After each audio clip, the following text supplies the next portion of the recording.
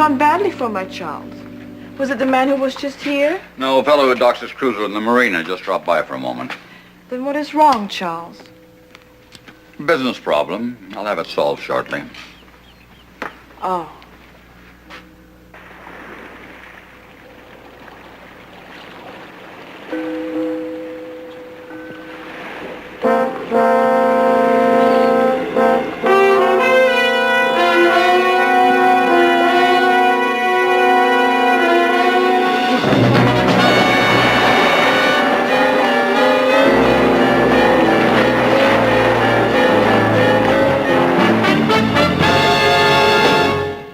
Another challenge for the Green Hornet. His aide, Cato, and their rolling arsenal, the Black Beauty. On police records, a wanted criminal. The Green Hornet is really Britt Reed, owner-publisher of the Daily Sentinel. His dual identity known only to his secretary and to the district attorney. And now, to protect the rights and lives of decent citizens, rides the Green Hornet.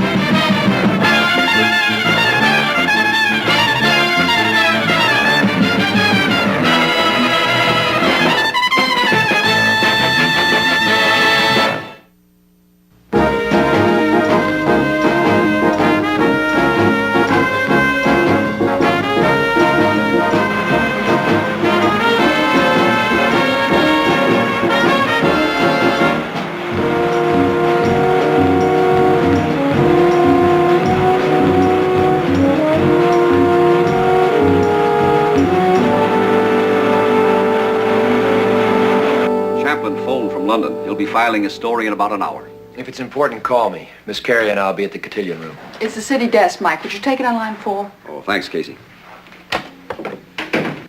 Yeah? Yeah. Let me ask the boss how he wants to play it. He's vice commodore at the yacht club there. They fished a guy out of the Bayshore Marina a while ago. Dead? Very. Who was he? A private eye named Nat Pyle. Remember him? Yes. Doesn't seem big enough to break up any of the pages for this edition. No, it doesn't, Mike. We'll hold it for a replay. Nice to have made your acquaintance, Miss Carey. That was an excellent show we saw tonight. Provocative dialogue, interesting situations. Provocative dialogue and interesting situations make me hungry. I hope you have something appetizing in your refrigerator. No cotillion room? Unfortunately, in the publishing business, you have to stay sort of loose and cool. I'm learning all about the cool part. I'm sorry, Elaine. I'll take you for a cruise on my boat Saturday. I'll drop you off at your apartment. I know exactly where my apartment is, Mr. Reed. No, it's a pity your father didn't leave you an insurance company instead of a newspaper.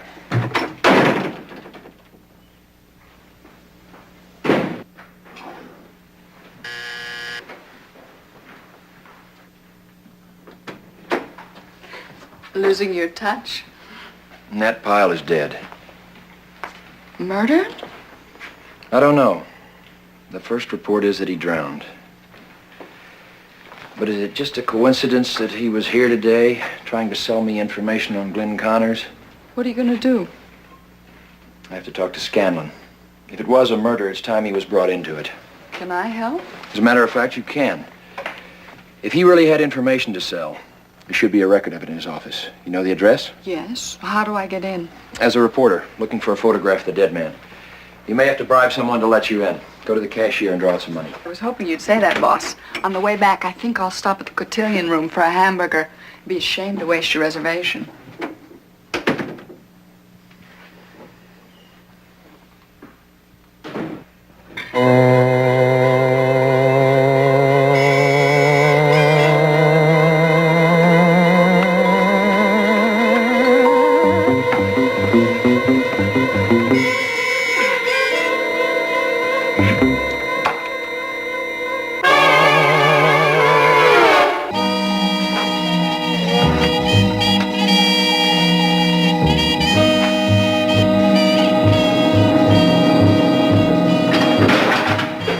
What's up? You know a private investigator named Nat Pyle? Yeah, I don't have much use for him. He died tonight. It appeared accidental, but I think it was murder. Well, what's your interest? This.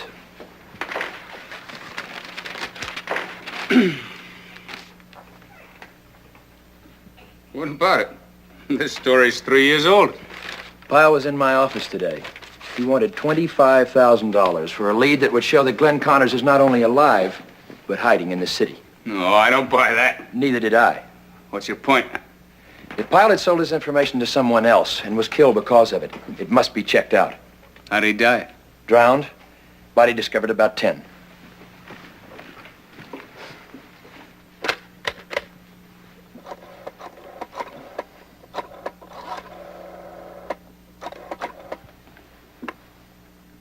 City Morgue.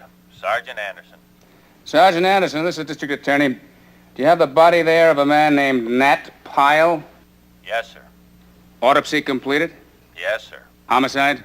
Doc lists the death as accidental. Blood test showed a very high alcoholic content. Considerable water in the lungs. Any bruises? Slight. Not necessarily related. The man was pretty drunk. He could have received them when he fell overboard. Thanks, Sergeant. Well, I think you might as well write that off. Pyle was a lush and an opportunist. You don't write off the chance that Glenn Connors may still be alive. He was one of the men who framed my father.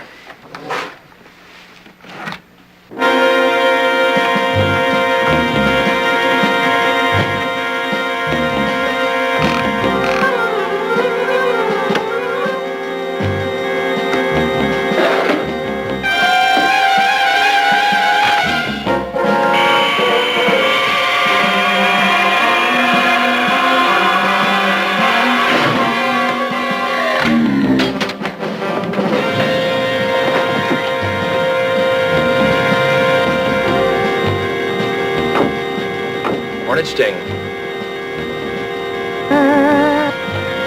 Check.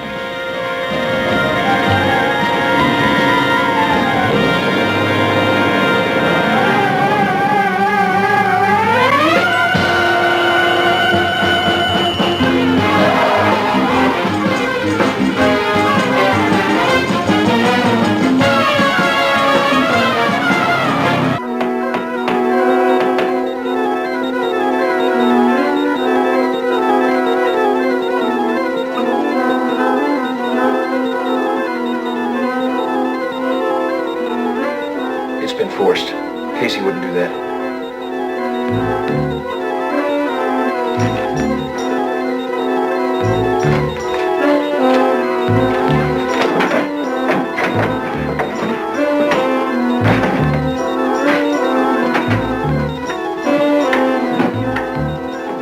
Look.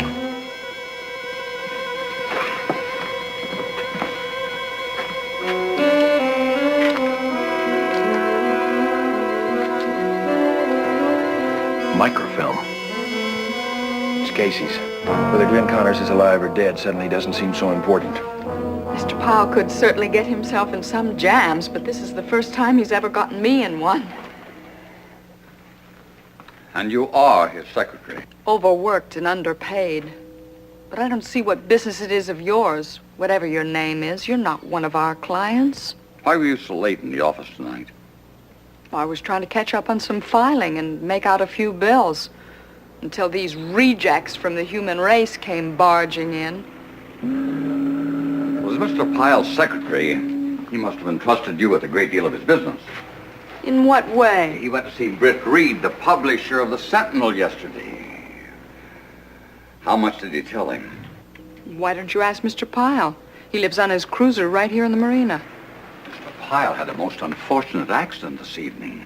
He drowned. Oh, no. And that's why I'm so curious to know about his conversation with Mr. Reed. See, I know that Mr. Pyle offered to show something to Mr. Reed, and I also know that he didn't show it. He told me. Therefore, it must be someplace in his office. It's not in the boat. I'm sorry. I can't help a bit.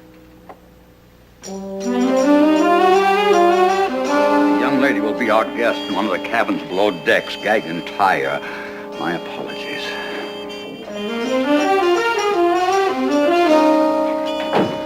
He appears to know nothing. She knows about my interest in Pyle now, and that makes her dangerous, too dangerous to release. We'll take a cruise. Watch dawn on the water and return tomorrow evening. Would you enjoy that, Nedra?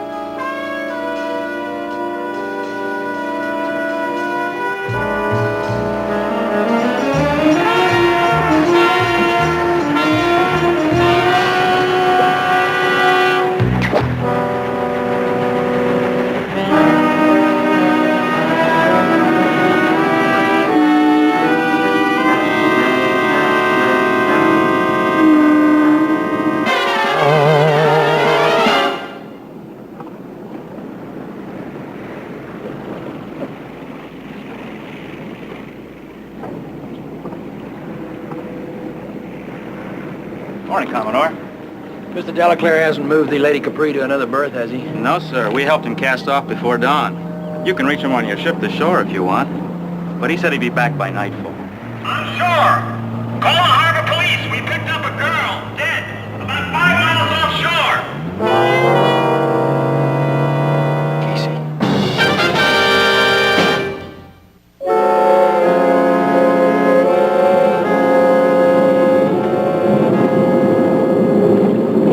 Morning, Mr. Reed. Morning. Sure a lousy way to start a fishing trip. Yes.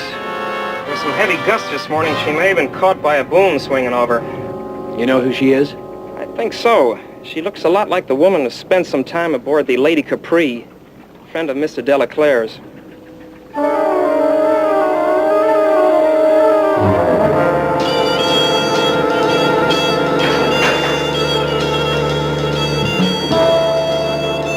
We're getting Mike Axford out of a staff meeting. The Lady Capri is under constant surveillance, both helicopter and Coast Guard cutters.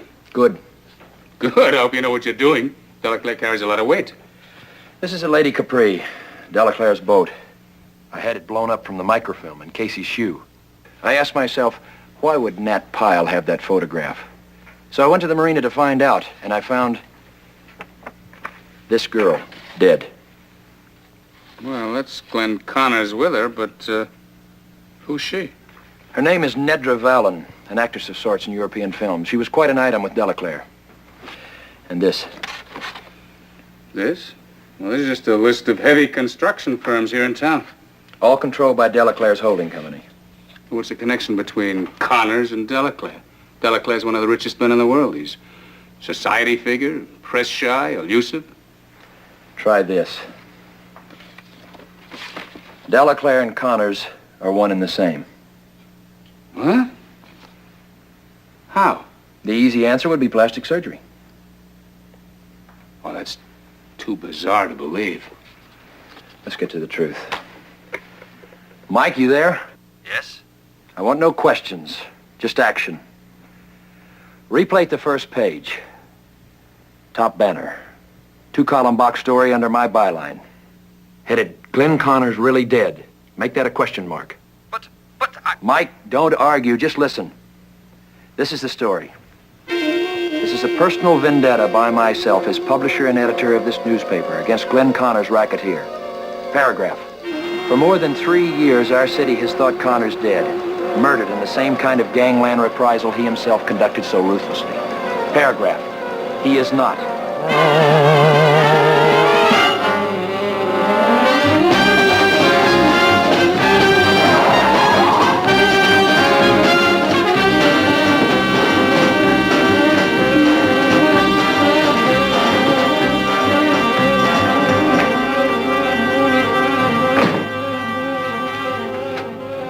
up in the marina.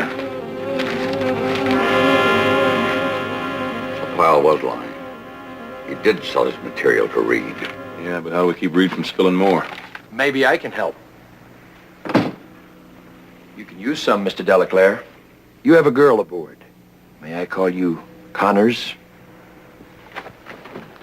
You know that? You know a lot. I make it my business. I have a proposition. It depends on whether the girl is still alive. A romance with the Green Hornet? Let's say I find her useful. Is she alive? Yes. An excellent facial transformation. Except for a few hairline scars you'd have to be looking for. Glenn Connors.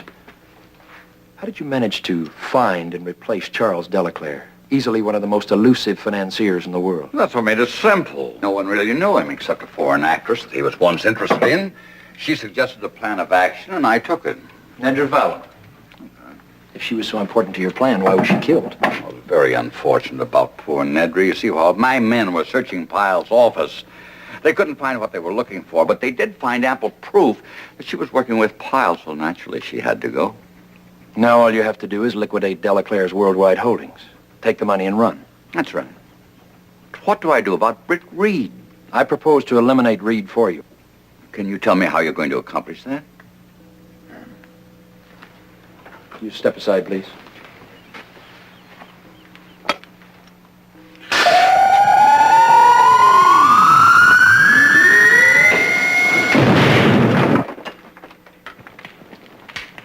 Satisfied? Yes. What do you ask? The girl free and unharmed. Agreed. And 1/3 of the take. That could amount to millions. 2 for you to every dollar for me, and you'd be completely in the clear. I think I'm being extremely fair. All right, we have a deal. When? Later. I have reason to believe that Britt Reed is coming aboard his boat tonight. How do you know that? The same way I know about you, Connors. You keep asking questions, and I might let Reed expose you. I'm sorry, trust is not one of my virtues. I'm listening. Go ahead. Do you have a chart of the area? Yes.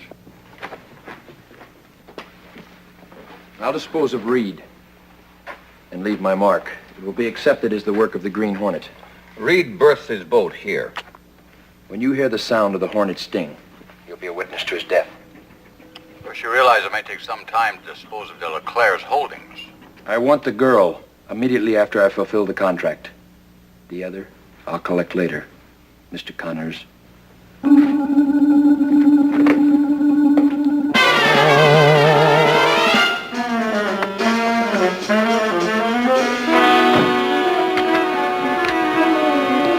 Anything, Cato? He sent a man out to round up the crew. Better getting ready. Good. Bring the girl up. Yes, sir.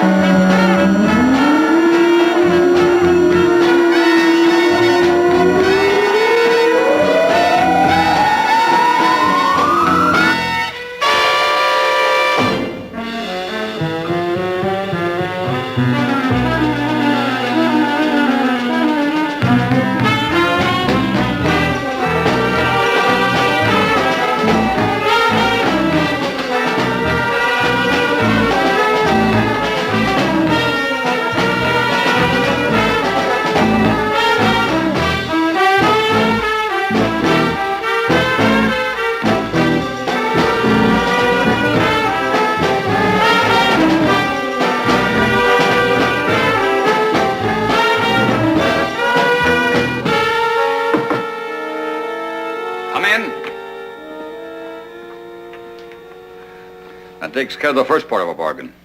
What about the second? Well, how can I tell you when the operation's completed? You're not easy to reach. I'll know. I'll reach you.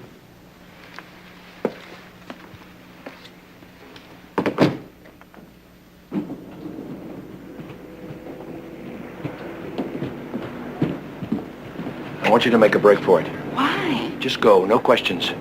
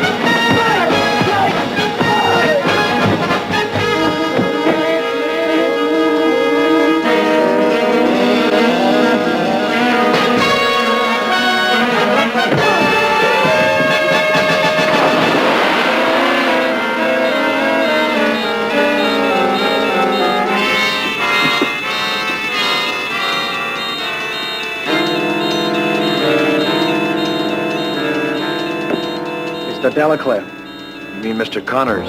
I'll call Scanlon. Pick them up. I already called him. He's on his way. So are we.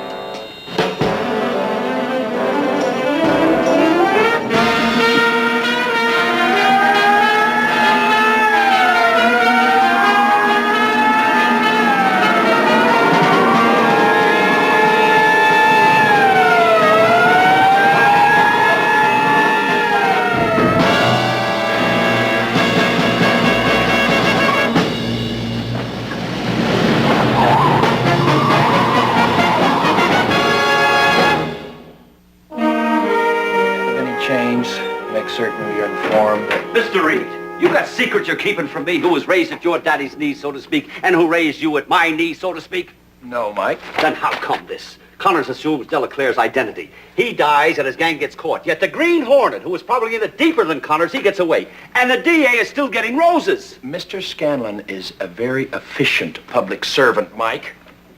Breaking up the Connors-Delaclare affair was quite an accomplishment. I feel he deserves an editorial remarking on his dedication. And forgetting all about the Green Hornet? I can never forget about the Green Hornet. You won't let me. Come on, Elaine. It's a perfect day for sailing. You know, if I were a man, I would devote myself to catching that dreadful Green Hornet. Ha! Ha! Don't put her down, Mike. She just might do it.